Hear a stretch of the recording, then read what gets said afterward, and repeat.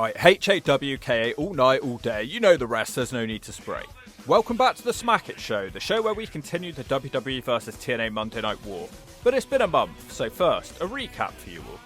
Previously, on the Shove It Show. Cena isn't here for a shot though, instead he's here to warn Sheamus that he's probably the next target for the Nexus. Cena has a strange idea that he wants to team up with Sheamus to face the Nexus. Cena randomly flips out in cartoon fashion saying baloney and fake crying. The new GM also creates a new pay-per-view called Money in the Bank. They start hitting finishers to Steamboat. We're now 60% of the way into the show with just one 2-minute match between Sheamus and Mark Henry being the best offering. The Nexus beating lasts about 10 minutes and there's no commentary the entire time. Finally, the Nexus leave. Ric Flair appears on the Titantron screaming that he has Lethal's brother. Lethal slowly gorms at the screen and walks backstage. Jeff Jarrett has the fake Sting in the ring. He then realised that it isn't Sting as the real Sting chokes him out of a baseball bat. He has a mic now and says if he walks with Hogan and Bischoff, he's going down with Hogan and Bischoff. Abyss instantly launches Anderson into the steel chair and gives Anderson a shock treatment backbreaker, and surprisingly that's the 3. Wow, fair play TNA, you did the right thing. The man who has all the momentum actually won, and then Abyss just chokeslams him off the ramp. Abyss kills security and continues his Hogan face down, and the show ends. A rare week there where TNA was clearly the better show, but can they keep up with that? This is TNA from the 1st of July 2010 and Raw from the 5th of July 2010. Whose show will be better? We need to find that out, but let the Hawk know who you think had the better show. Starting out with the previous winner, Abyss is on another one of his rampages. This is truly the best version of Abyss. He's charging at little kids like he's off in India with Scott Steiner. He's about to eat SoCal Val when the Hulkster's music hits. Can you imagine if these two had actually had the match they were supposed to have? They're about to go beak to beak when the leader of the Grey Crew charges down the ramp. He tells Hogan this is nuts, you can't fight Abyss. Security geeks get in the way, and Eazy-E slaps Abyss, which is a bad decision. Abyss is distracted and Hogan starts smashing him with a steel chair. It has little to no effect, and Abyss looks for a chokeslam when Jeff Hardy makes the save. He hits a twist of fate and a swanton bomb, but Abyss isn't hurt and he's still locking eyes with Jeff Hardy. Taz and Tenay think everything's okay now and they start bad-mouthing Abyss, but then Abyss returns and points at Taz at the desk. Unfortunately, he doesn't attack the small orange man. Instead, he beats up Gunnar and Murphy. He walks away screaming. Bischoff begs the Hulkster to do something about this because someone needs to put an end to this guy. Jeff Hardy's going to be the man to take him out tonight. The men with mohawks, Jesse Neal and Jeff Hardy's stoner friend are in the ring. They're having a match against the Motor City Machine Guns. These guys are the number 1 contenders and they're going to face Beer Money on the next pay-per-view, who, by the way, don't even turn up on this damn show. The crowd chant for Jesse Neal, even though he's not tagged in. Shannon gets the better of Shelley, and now Jesse Neal is tagged in. The Mohawks hit a double hip toss, and Shannon also hip tosses Jesse on top of Shelley. Shannon sends him out of the ring with a wheelbarrow arm drag, and Sabin goes out too with a head scissors. Shannon flip dives them both. The Guns manage to turn it around with double teaming and a drop kick for Jesse as Sabin does a miserable caveman impression. Stoner Friend comes back with a moonsault, and Jesse is tagged back in. He hits a crossbody on Sabin and a spear on Shelley.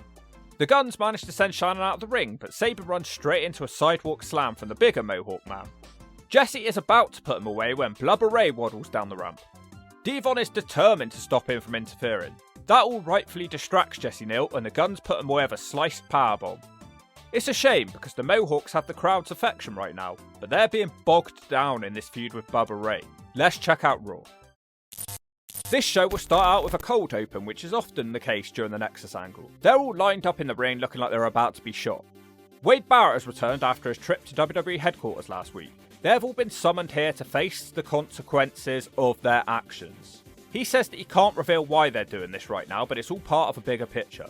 Barrett keeps calling him Mr. McMahon, and the crowd boo each time he does it. I guess this is technically the correct pronunciation in Ireland, so it's not wrong, is it? Ryback speaks about beating up Ricky Steamboat. He says the crowd loved it, and even though they won't admit it. He wants Ricky Steamboat to thank them for making him more interesting. A horrible noise plays, and it's the anonymous Raw GM. The punishment they have lined up will be that none of the Nexus can compete for a WWE title. Well, let's be honest, most of these guys had no chance doing that. The GM also lifts the rule that Nexus can't touch WWE wrestlers. Predictably, Wiener's music hits. He demands a fair fight and outwalks Cena's little friends. Or not, because the heels start attacking the face guys. The Nexus teleport out of the ring as a big brawl takes place. Cena hits an attitude adjustment on an Uso. Cena is infuriated about this because they could have taken out the Nexus finally if they'd worked together. Sheamus has decided that he doesn't hate the Nexus because they only ever seem to attack people that Sheamus and his crew hate. Kind of a fair comment when you think about it. Orton grabs the mic and he asks Edge why he doesn't hate the Nexus. Whilst he slowly considers that, Orton asks for a 7-on-7 fight. The horrible noise plays again. The Raw GM has demanded that the WWE superstars do not fight each other right now. Instead, he's going to put them in a series of matches against each other. Cena will also face Wade Barrett, but not in a match. In a handshaking contest instead. Cena wants to smack Barrett one, but the GM says Cena needs to be the bigger man tonight or he'll face the consequences too. This is all so confusing and the waters feel well and truly muddied at this point. The opening match will be John Morrison taking on Ted DiBiase. This poor kid, they've given him 50 gimmicks and he still can't get over. It's Morrison who's getting all the near falls. He's in control until he runs into a snap slam. Maurice speaks French on the phone as Morrison kicks DiBiase's head off. She climbs up on the ring apron which distracts the ref, allowing DiBiase to grab Morrison's eyelash, and Ted wins with the Dream Streak. A very short and very pointless match. I thought they viewed Morrison as a future star, but he lost quite easily here. But maybe it's not as black and white as that. But speaking of colours, let's switch back to the Grey Crew. Back in TNA land, the leader of the Grey Crew is making his way out. He makes a main event tonight of Jeff Hardy vs Abyss with special referee No Job Rob. Dixie Carter is miserably marching through the building with papers in her hand. We'll have to wait and find out what she wants because we've got another match now. Nature Boy AJ stars with Flair and Kazarian. Kaz has almost morphed into Ric Flair too at this point. Although the Nature Boy Kazarian doesn't quite have the same ring to it.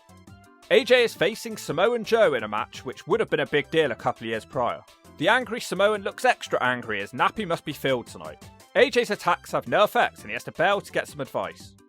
The advice doesn't help and Joe drills Stars with a big corner kick.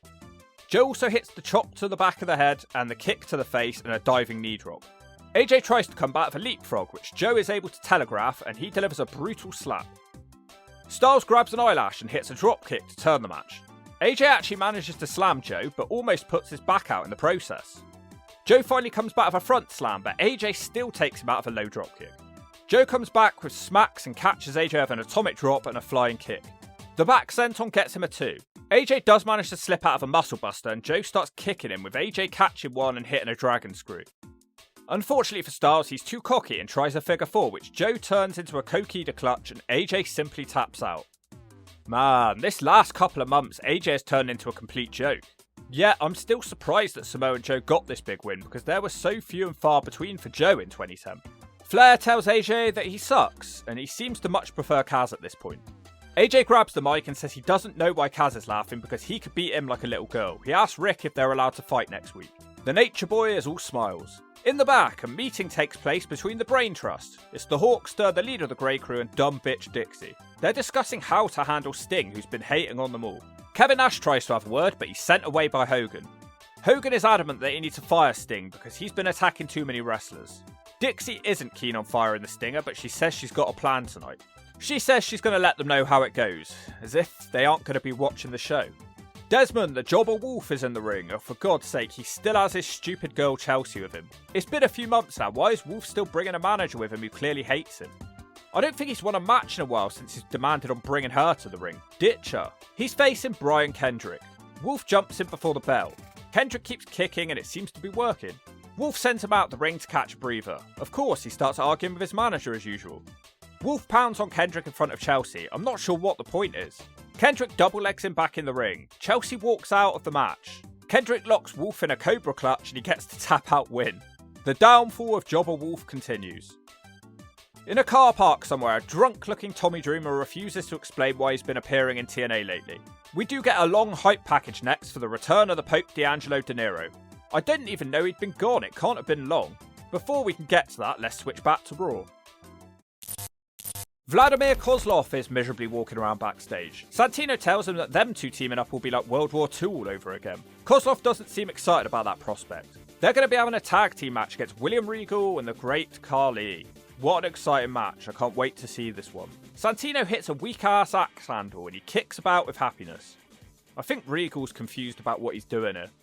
Morella sets him up for the Cobra, but Regal gives him a shut up or I'll smack you one. William Regal hits a nice throw which looks out of place in this match. Kozlov has the tag and he boots Regal in the head and does a Uranagi for the 3. Khali was literally never tagged in and it only went 1 minute. The Great Khali is a bad loser and he chops his own partner in the head. Not a great time to be William Regal then. I thought Carly had ditched his manager. Everybody dances around like morons and everyone's happy. Except the Hawk. I'm not happy. I'm never happy. Another man who's not happy is Arn Anderson, who's doing fake crying as he recalls the Nexus attack. Steamboat is beaten up so badly that he's in hospital. Sheamus stalks up behind Double A.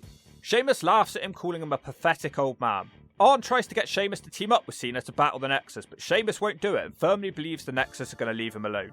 R-Truth's going to fight The Miz, who tries to rap his way to the ring as usual. He truly is the worst rapper I've ever heard. He has zero rhythm. But then again, The Miz is so great he's possibly acting to make it worse. Miz smacks Truth away at the microphone and he big boots him at ringside. The Miz destroys his arm and the ref is so concerned that he cancels the match. Pretty sure the bell never even sounded. How weird, The Miz came out as a comedy goofball and left as a serious Miz. The Edge makes his way out to host Cutting Edge, his old school talk show. He talks for a while about how he's planning on winning Money in the Bank. He calls out Evan Bourne, but instead he gets Chris Jericho, who's going for his gone-off bowl of custard look. He's upset that Edge talked about Evan Bourne and not him. He also thinks Edge is just trying to avoid talking about the Nexus. Jericho tries to take responsibility for the Nexus as he was Wade Barrett's pro. He offers himself up as an advisor to the Nexus. Edge points out that Jericho lost to Evan Bourne a couple of weeks ago. Y2J thinks Edge is just jealous of his career. Ultimately, they both vow to win the Money in the Bank match, and surprisingly, the two heels brawl. They're not really that different, but they hate each other. Jericho has Edge in the walls of Jericho, but he's saved by Evan Bourne. A disgusting noise plays that makes the Hawk vomit, and it's the Raw GM. They've been hinting all night that the Raw GM is Stone Cold Steve Austin due to the way the emails are written. The GM makes a match of Edge and Jericho versus Evan Bourne and Randy Orton, and that match will be now. This one turns out to be a much longer match than anything else we've had. Orton and Bourne do teamwork. Orton drop toe holds Edge into Bourne's dropkick. Jericho is knocked to the outside and Bourne dives on him. During the break, Chris Jericho baseball slides Bourne out of the ring and the match turns. Predictably, it's Bourne who's isolated. Edge hits him with an Edge-o-matic for a 2. Jericho hits him with a mat breaker. Bourne eventually wakes up and he hits Edge with kicks and he tags out. Randy Orton's a Hawk on fire. He gives Jericho a snap slam followed by a draping DDT. It feels like it's over, but Edge causes a distraction and Jericho is able to hit an enziguri.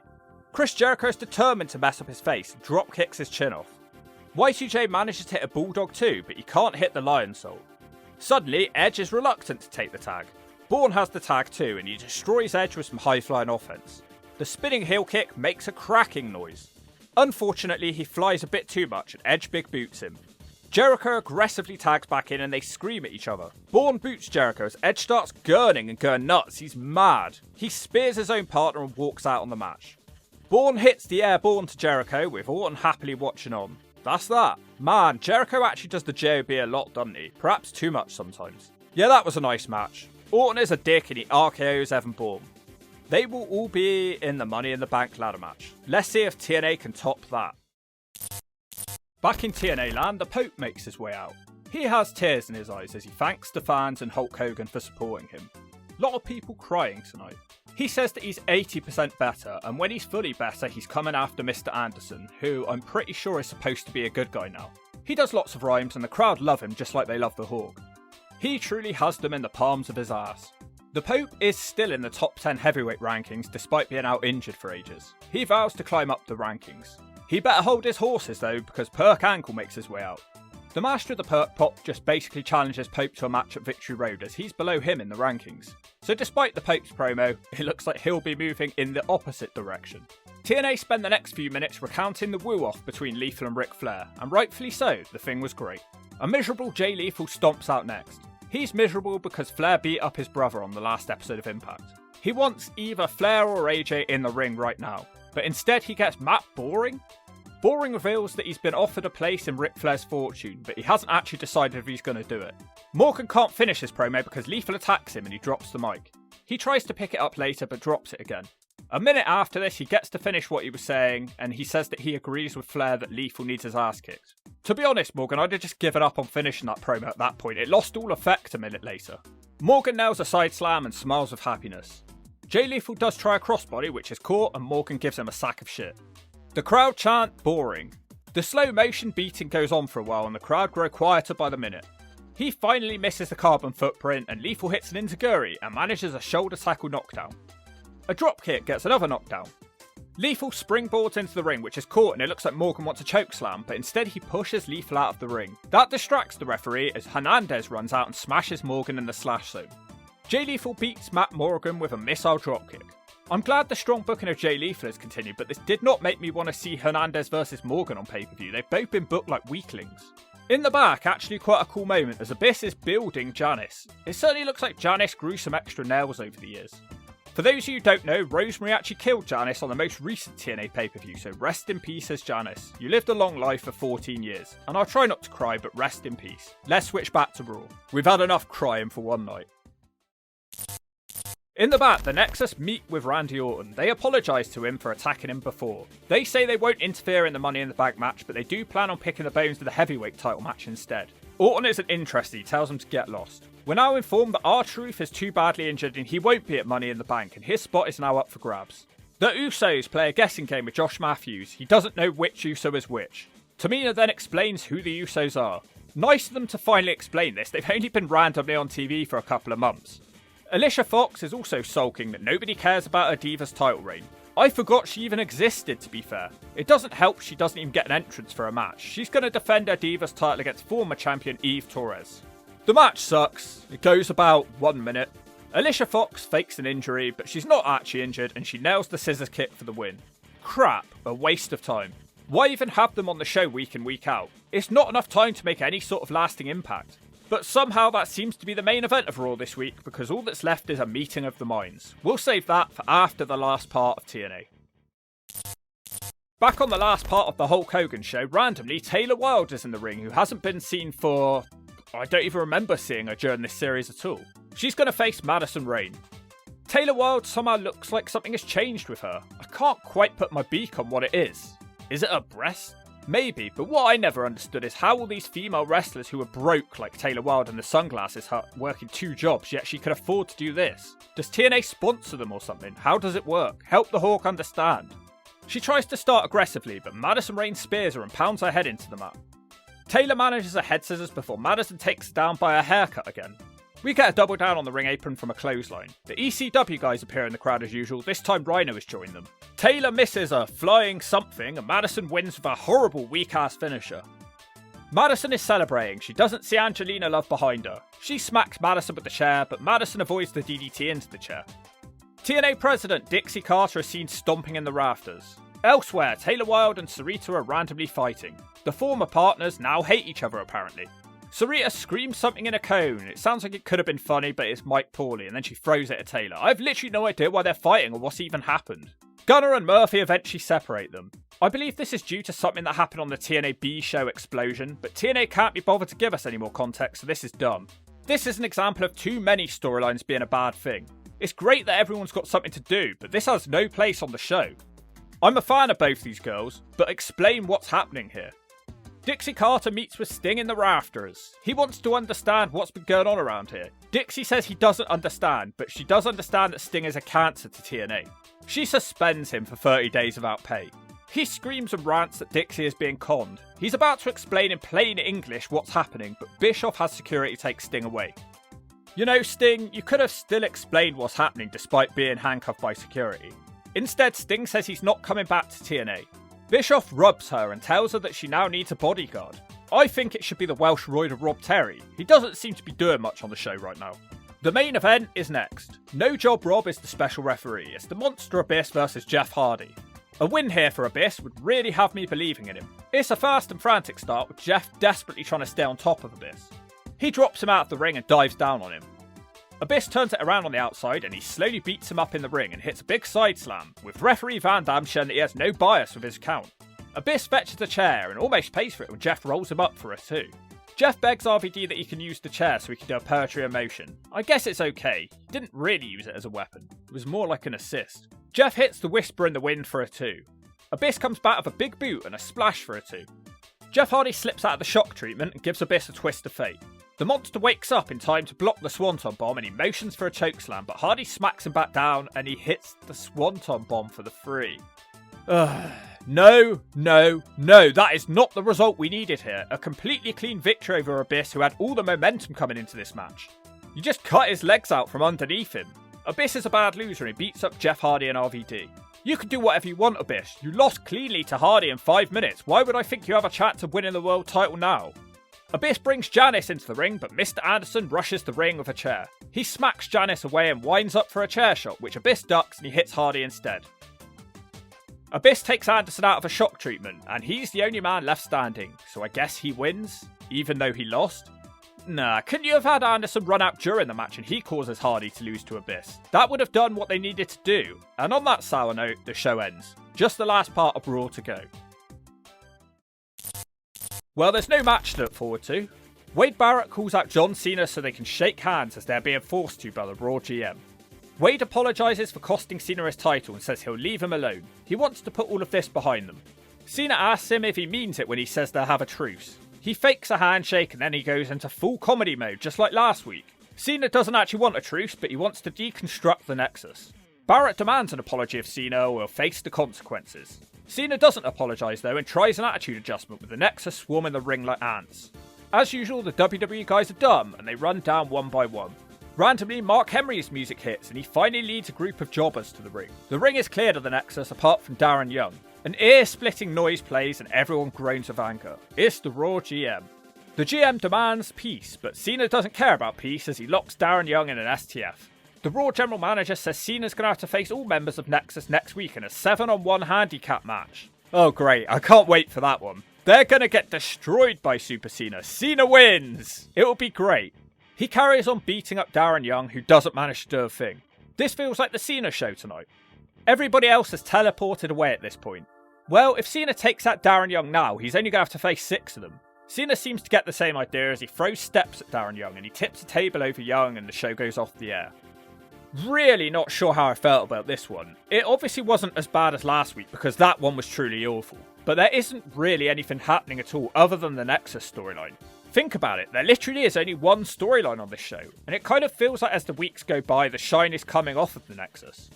TNA? Bit disappointed with how Abyss was treated on this show after his brilliant momentum on the last shows. As opposed to Raw, TNA had 6 or 7 storylines, but I'm not really sure how memorable any of it was other than Abyss and to a lesser degree Jay Lethal messing with Ric Flair. It's like the polar opposites, Raw focused on one thing, TNA focused on 10 things. It's a hard one to judge, so this week the Shove It squad can decide down in the comments. In the Hawks' head, the enjoyment factor was pretty even. But let me know what the squad thinks, sound off in the comments below. You take your little keyboard and you shove your hands on it and bash out the answer. Otherwise I'll shove a part your girl's ass and make her a pole dancer.